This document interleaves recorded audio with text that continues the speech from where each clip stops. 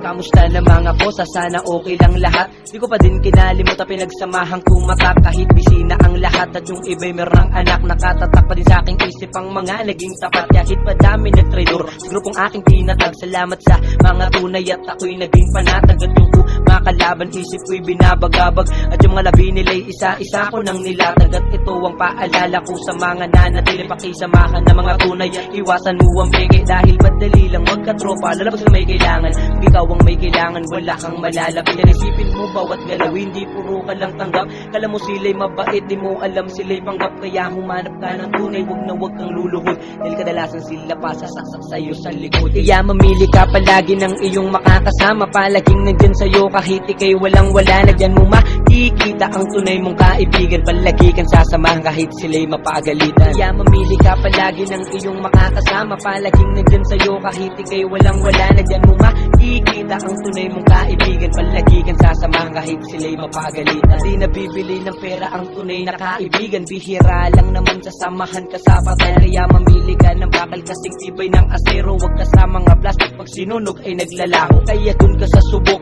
wag sa puro lang tutok. Yung tipong pagkasasunod-sunod agad yung pagputok. Kahit sabihin na bulok, mga bata aking kasama. Sakin okay na yun, at least may tunay na barkada. Madaming klase ng kaibigan at iba't ibang ugali. Pag wala kang pera, di sila sa'yo mananatili.